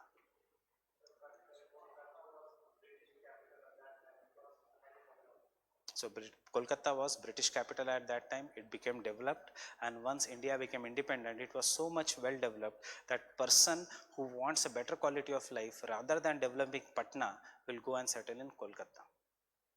Right? A person who wants a better quality of life rather than developing Varanasi, Lucknow or any other cities will come and settle in Delhi. Why? Delhi acts as a magnet.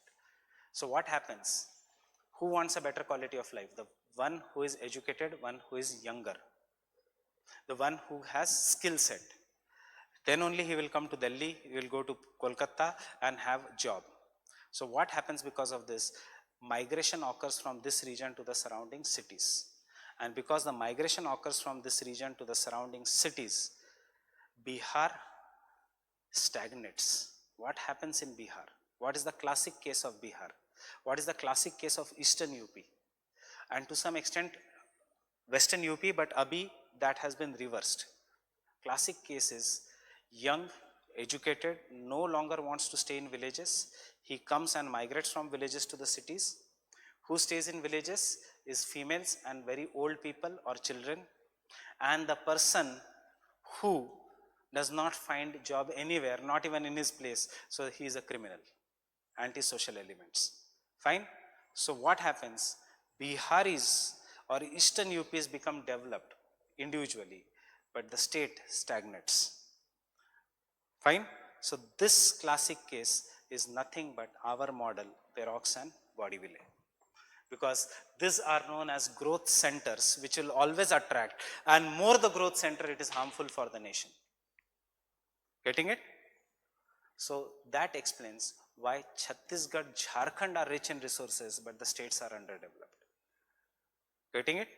Why? Because jitna zyada magnetic pool of the cities, utna rich people will stay there at the cost of backwardness. So they will use the areas only for exploitation, and that is the Perroux-Baudeville model.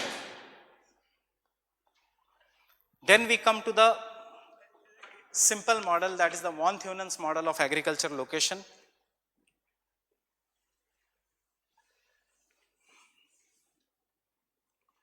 This model of the agriculture location says if this is Delhi and if you are having a land surrounding Delhi in zone 1, if you are having a land surrounding Delhi in zone 2, if you are having a land surrounding Delhi, some of you in zone 3, and some of you are having a land surrounding Delhi in zone 4. For example, this first row people are having a land surrounding Delhi in zone 1. What should they do? They should do dairy farming, vegetable farming, or they should do wheat farming.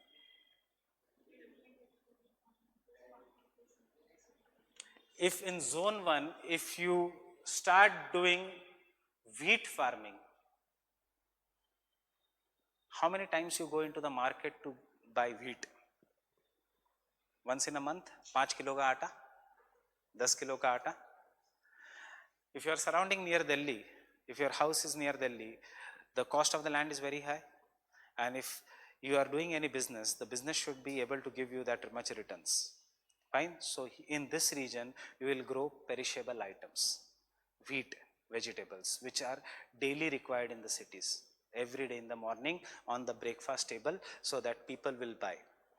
If the people do not, if the people buy in bulk, they will become perishable. Milk gets destroyed within 2 or 3 days. And this is why the zone 1 should be dedicated to certain kind of farming activities. Zone 2 may, maybe you will grow potato, or any kind of an food crops which will require after 2-3 days. Zone 3 may wheat, and zone 4 may jawar bajra. Most important model, every alternate year one question comes, because this is having universal application. How universal application?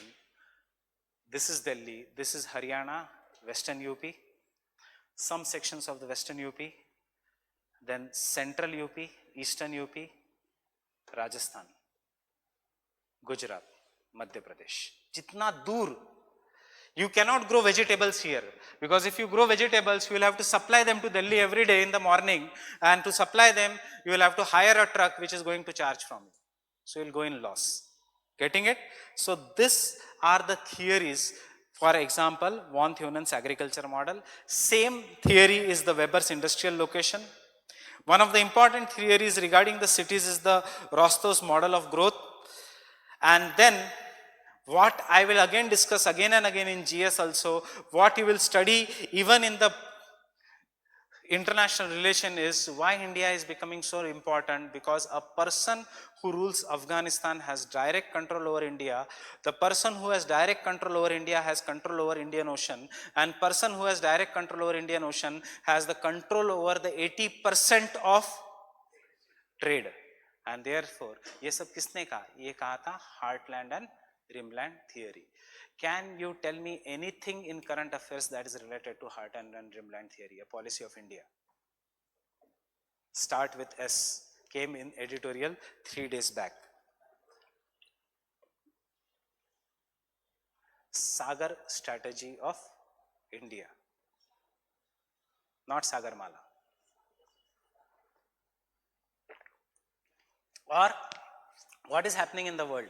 The world may, most of the things are for the control of the Central Asia. क्यों? क्योंकि Central Asia से control करके over India. So there are two forces. One is with USA, NATO. One is with Russia, SCO. India knows it is. India cannot survive with NATO. India cannot survive with SCO. Though we have become a part now of SCO, but India focuses on non-aligned movement. This is all about the paper 1. Getting it? Overview of the paper 1. What are the books you should have? I will not tell you any books as of, except for one book. I will not ask you to buy Khuller. जब Indian geography करेंगे खुल्लर लेंगे, जब human geography करेंगे Majid Hussain sir की book लेंगे. Fine. जब thoughts, there are 4 basic books. You should have Physical Geography by Savindra Singh, which you should buy now. Fine. Use it as a reference book. You should have Human Geography by Majid Hussain. You should have Geographical Thought by Majid Hussain, and you should have the Indian Geography by Khuller. But this all are the reference books, because if you think that you are going to read this book on your own and complete the optional, it is impossible. This is one optional which surely requires coaching. Getting it? because it is vast. And when you look at the physical geography by Savindra Singh, Thornwright is not there, Copen is not there, Davis is not there, Penck is not there, means questions jahan se aate hai wo nahi hai. So what is the option you are having? Your option is class notes or Geomorphology by Savindra Singh, Climatology by Savindra Singh, Environmental Geography by Savindra Singh, Oceanography by Savindra Singh, fine. Economic Geography by G.C. Leong, not the GS wala G.C. Leong, a thick G.C. Leong ka book. But again I am saying, don't do excessive reading. Once you do excessive reading, you will neglect other portions of the GS. I did the same thing. My geography is very strong because that was my subject in the preliminary examination. I used to do excessive reading. मतलब ये जो माजिद हुसैन, ये जो आजकल के बच्चे नहीं पढ़ते, any random question used to come in the preliminary examination from Majid Hussain. Geographical thought used to have 5 to 6 marks ka weightage. Geomorphology used to have 10 to 15 marks ka weightage, climatology, etc. And they used to ask any fact from any page. So old people who gave the optional, who gave UPSC before 2011 have very strong command over optionals. Why? Because it was in the preliminary examination. Fine, when there was no era of CSAT. And no notes used to suffice. Everything used to be from the books. Anything. Because we had 120 questions, and out of that 120 questions, after negative marking, if your score is not 92 in general category, you are out of the race. GS ka score matter hi nahi karta tha. GS used to have 150 questions in 2 hours, 1 mark each. This used to have 2 marks each. So and combined cutoff hota tha. So that was the era when you required books. Now you do not require books. What you require is answer writing from the class notes, except some pages. If I require anything, I will give you supplement of geography and I will give you supplement of Kurukshetra. I will ask you to buy that Yojana, that Kurukshetra, but try to limit the resources. Don't have a library of the books. You are not reading any book. Rather than have few books, read them again and again, and that is the secret of clearing this examination. Getting it? Not reading the books, not reading too many books, reading few books, but revising and answer writing. Fine?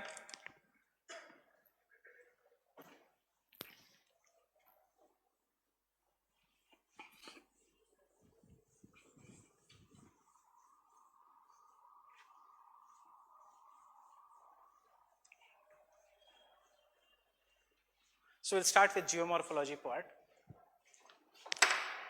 GS में climate, optional में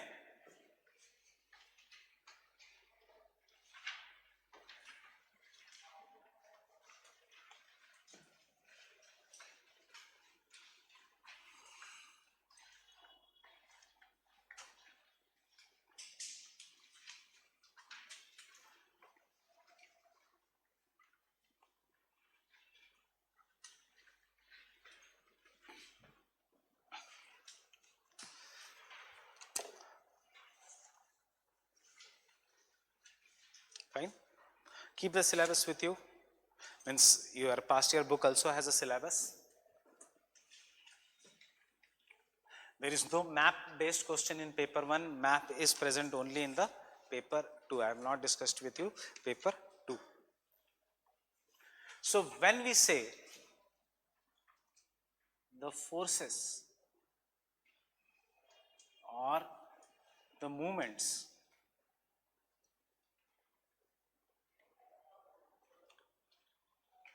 that play a major role in shaping the earth in the form of mountains, plateaus and plains.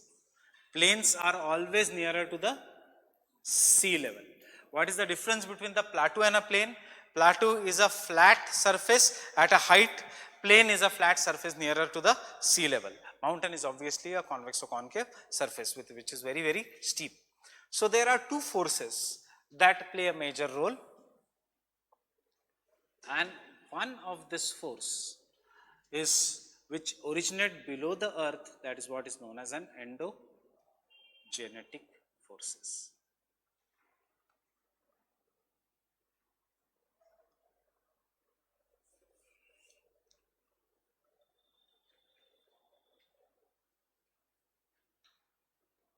It originates within the earth. The other force is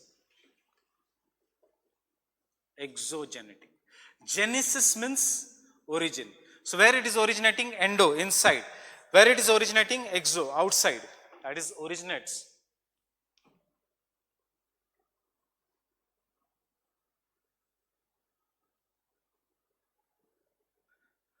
What is outside the earth? Atmosphere. What is up above us is atmosphere.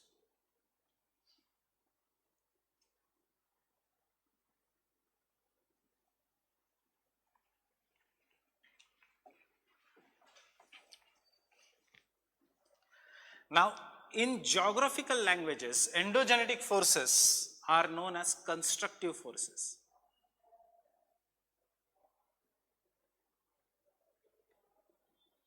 Again, listen to the word in the geographical language, not in the terms of humans. In the geographical language, they are known as constructive forces. Why? Because they create something on the surface of the earth. What they will create? They will create mountains, they will create valleys, they will create plateaus. Fine. And what do these exogenetic forces do? They will reduce the height of the mountains and make them plains. So we will call that reduces the height as destructive forces. How do they reduce the height? When Ganga comes with great speed, does it bring stones? The stones are broken from the Himalayas. The stones are brought and deposited in the plains. So plains become very flat. But what is being reduced in height is the Himalayas. Fine. So these are known as the destructive forces.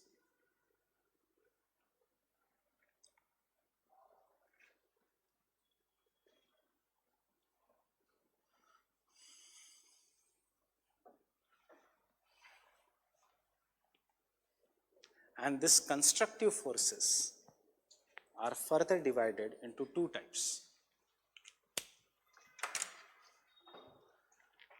Some of the forces are so slow that human beings are never going to experience them in the lifetime. Which are very slow forces? So they are so slow. Himalayas, are their height rising? Yes. Himalayas is increasing in height by 5 centimeters every year. But do we feel the increase in the height? No. Did we see in our lifetime how did the Himalayas come up? Or for example, आज भी Indian plate is moving towards the north. That is, it is pushing to the Asia, and because of this, the Himalayas are being formed. ये जो Himalayas है, will it occur that suddenly one day you go to bed and next day you get up on the top of a mountain? Will it occur? Doubt hai? You go and sleep. It is a flat plane. Indian plate is moving upwards, and when you get up in the morning, you are on the top of a mountain. Aise hoga? No. So these forces, which are extremely slow forces, they are known as diastrophic forces.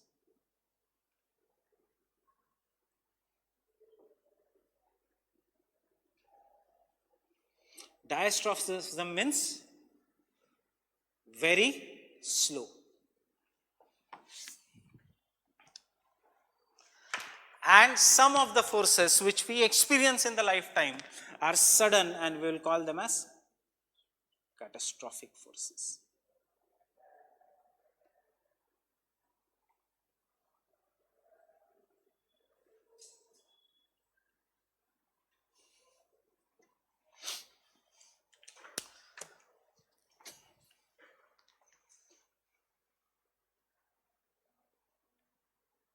Fine. Now here comes a catch.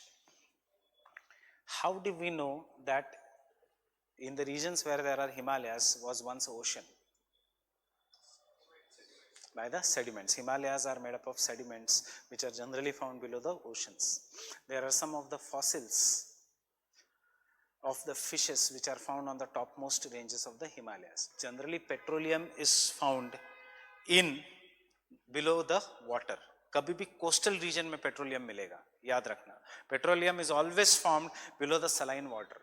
But where was the first petroleum well in India? Assam, Himalayan region. Fine. One of the most important tree in the Himalayas is sea buckthorn. नाम है sea buck. Why? Because उसका cousin is found below the sea. In the regions of Haryana, if you go, or in the regions of Gujarat, if you go, if you see uska sand is very much similar to the sand that is found on the sea. That means this region was once a sea. So if you go and study this region properly, just like some people go and study history like this, that this they will go, they will dug up and niche city mil gayi to Hadappa, Mohenjo-daro it can be, and then they will come to a conclusion that yes, there was a civilization. Similarly, if you go and dug, or if you go and visit some place and if you find a city ke niche big river valleys, or if you find some, if you go in Rajasthan and if you go dug deep, if you go in Haryana and if you go dug deep, you will find ki there are evidences ki once a very big river used to flow through this region, Saraswati river, what we'll call this, Ganga, Jamuna, Saraswati. Why? Because when the river is flowing, it will have certain characteristics. When the glacier is flowing, it will have certain characteristics. All this is not required at now. But there are evidences that we can study. That is, maybe the past climate was somewhat like this. So this school, which studies very slow building up of the earth's crust, is what is known as diastrophism.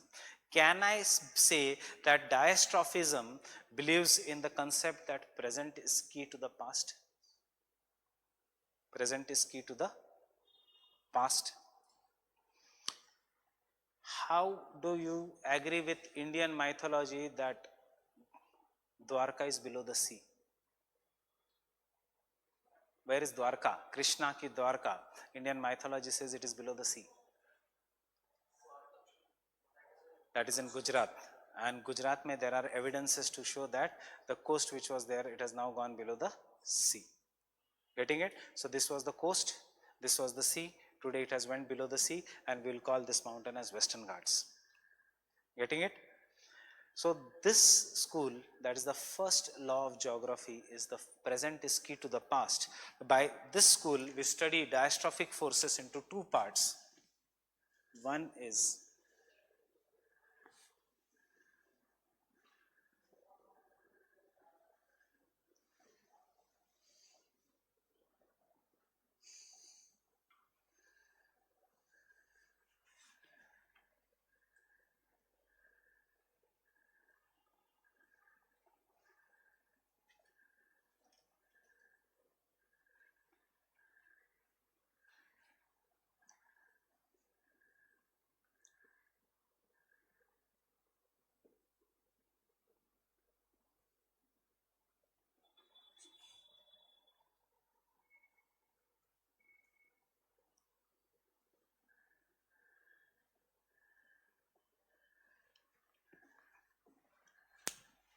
there are two forces. One which will form the mountain, Himalayas, when you study, it is the orogenetic forces. Oro means mountain. And when you study the entire India or entire Asia as a continent, कि कैसे बना, कैसे destroy हुआ, you will call them as a epirogenetic. Example of epirogenetic we will study in both optional and GS, continental drift theory. How did the continents form? Plate tectonic theory. This is when we studied it on the very, very large scale. Continent building forces and mountain building forces. Getting it? Example. Which state in India is famous for cotton? Maharashtra. Why so? Because it has black soil. Which region has black soil? Those who have done their GS, they already know. Jahan pe there is volcanic eruptions. So by studying at the Maharashtra ka black soil, what you can conclude? In the past there was volcanic eruptions. That is what is the present is key to the past. Fine. For example, our life is also present is key to the past. Fine. During our school days, had we been as studious as means we would have been as talented, as studious, right from engineering, medicine, जो भी आपकी faculty है. Today, maybe you would have landed in Google or in NASA, but we human beings are not deterministic, we are possibilistic. And possibilism में there is no quantitative revolution. I am just linking 2-3 chapters, मतलब input output नहीं है. maybe if I give the entire lecture, some of you will have very positive effect. आज जाके घर पे पढ़ोगे. कुछ ऐसे लोग होंगे कि अरे ये लेक्चर मैंने 10 बार सुना है, उससे कोई फर्क नहीं पड़ेगा. Fine. So all this depends upon the individual, because success and failure ultimately depends upon the individual. Classes, coaching industry is just a guiding light. It is all you who are going to work hard. So all these things, when we go on studying, can I say our life is also an example of present is key to the past. If you become IAS, in your future will determine what you did here as a student life. Fine. So present is key to the past. That is one of the first fundamental rules of geomorphology. Don't write, we'll write all this, and these are your sure shot questions. But when we say continent building forces, as of now I am just introducing continents kaise banenge. Either the continent, either the land comes out from the sea, or either the land goes below the sea. So there are two continent building forces. One is submergence,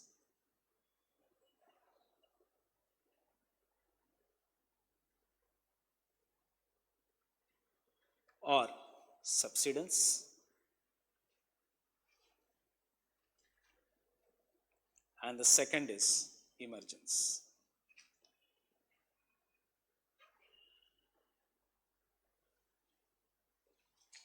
And similarly, there are two mountain building forces. I can show you the example of only one. If I press this, compression, this is what is compressive force. If I pull this, tension. If I press this, the rock, if it is elastic, it will become a mountain, and we will call this as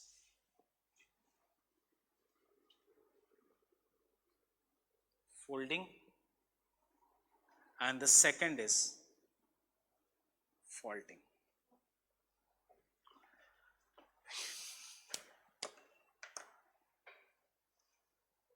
So folding, how the fold mountains are formed, how the fault mountains or the block mountains are formed. And catastrophic forces are the ones you experience in your lifetime, and they are of two types. One is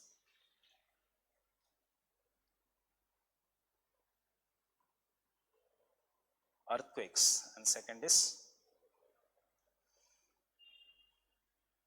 volcanoes. Means this you are going to experience in your lifetime. You are going to, anyone can experience earthquake or volcano in their lifetime. They will feel it. So you will call them as a very sudden forces.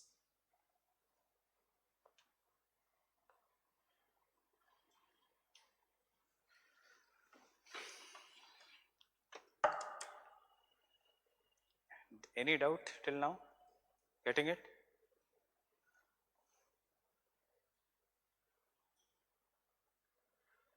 Can I continue? Can I rub this part? And similarly, we classify the exogenetic forces into two. Understand the meaning of the statements, because ये topic नहीं पढ़ना है हमें इसका applications पढ़ना है. I break this wall, what will happen? इसका particles will come out, and when इसका particles will come out, will they stay in the air or they will fall down? They will fall down. But if I break the floor, the particles, will they stay at the same place? Will they fall down? If I break this ground, because it is a flat, will they stay at the same place? So when the nature breaks anything, and if it stays at the same place, and if there is no movement except under gravity, why this is falling down? This is falling down because of gravity. This kind of an force is what is known as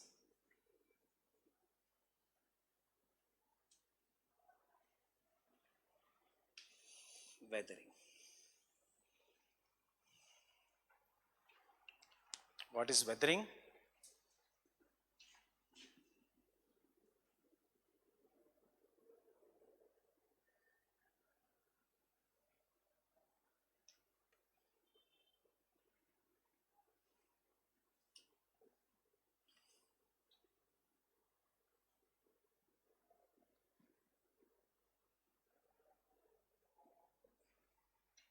It is an in situ process, in situ at the same place.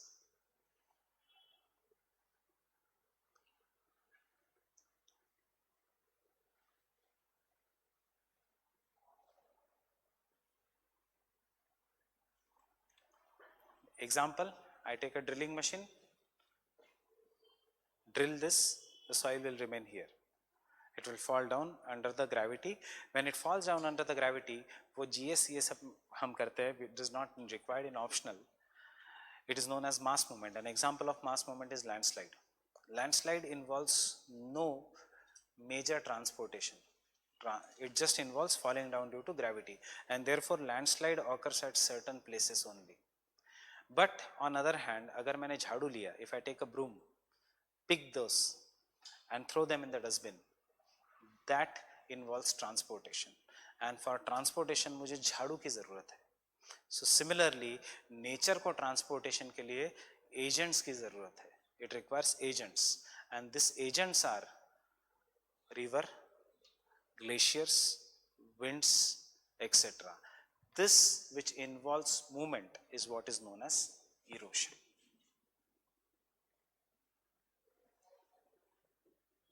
And where does this understanding everyone?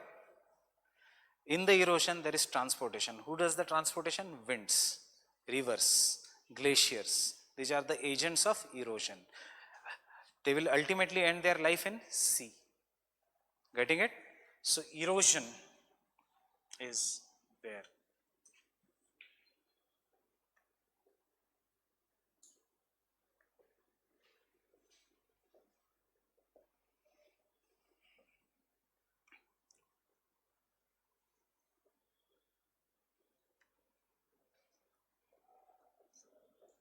And therefore we'll call this as an ex situ process. Getting it?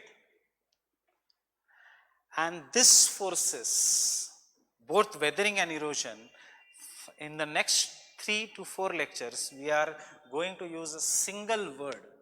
That is the reason we have drawn this entire table, is that is the denudation or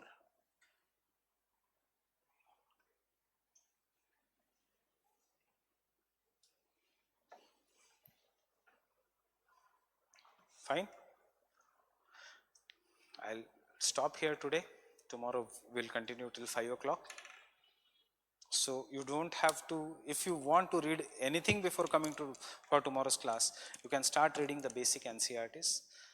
Best preferred NCERTs will be, if it is available in the market, is the old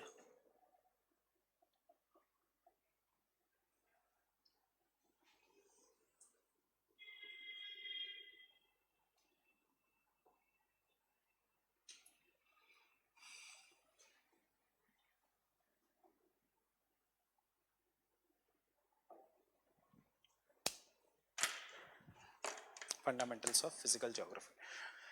Unlike here, in optional you don't require to carry atlas regularly. You don't require to remember the places in paper 1, you just have to remember the places in paper 2. So atlas will require in paper 2, fine, not in paper 1. And don't read Savindra Singh now, because out of that entire booklet you have to read only specific chapters, otherwise you will get confused. It has not been written for UPSC. It is a general book of geography. Many things are there which is not in our syllabus. Fine.